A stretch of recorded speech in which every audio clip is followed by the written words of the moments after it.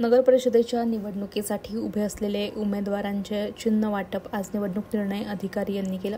21 नोव्हेंबरला उमेदवारी अर्ज मागे घेण्याची शेवटची तारीख, नंतर चिन्हासाठी 26 नोव्हेंबरपर्यंत उमेदवारांना वाट पाहावी लागली। राजकीय पक्षासह अपक्ष उमेदवारांना आज निवडणूक निर्णय अधिकारी यांच्या दालनात चिन्हांचं वाटप करण्यात आले। 4 नगराध्यक्ष पदाच्या उमेदवारांसह 15 प्रभागातील उमेदवारांना चिन्ह वाटप करण्यात आलं। 15 प्रभागातील 3 ठिकाणी अपक्ष उमेदवारांनी सारखे चिन्ह मागितले असल्यानं त्या ठिकाणी चिठ्ठी काढून अपक्ष उमेदवाराला ते चिन्ह देण्यात आलं। याबरोबर उमेदवारांना निवडणूक काळामध्ये आचारसंहिताचे भंग होऊ नये यासाठी घ्यायची काळजी संदर्भात निवडणूक निर्णय अधिकारी यांनी मार्गदर्शन केले। सहाय्यक निवडणूक निर्णय अधिकारी रामनिवास संवर यांनी संवाद साधलाय, पाहूया।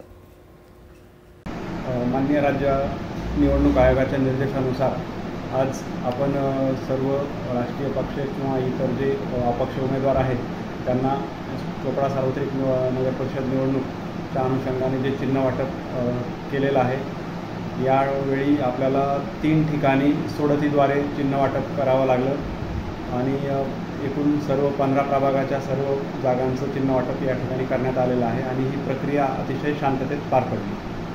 सर आपण त्याचबरोबर आज आपण या निवडणुकीच्या अनुषंगाने सर्व राजकीय पक्ष व इतर उमेदवारांची बैठक बोलवण्यात आली होती। या बैठकीमध्ये सर्व निवडणूक प्रक्रियेबद्दल सर्व सविस्तर सूचना देण्यात आलेल्या आहेत। यामध्ये आचारसंहिता आहे, सेटिंग सीलिंग कशा प्रकारे होणार आहे ते सांगण्यात आलेलं आहे, साहित्य वाटप कशा प्रकारे होण्यात आलेलं आहे ते सांगण्यात आलेलं आहे, मतदानादिवशी काय केलं जाणार आहे, तसंच मतमोजणीच्या दिवशी कशा पद्धतीनं प्रतिनिधी वगैरे नेमण्यात येतील याची सूचना देण्यात आलेली आहे।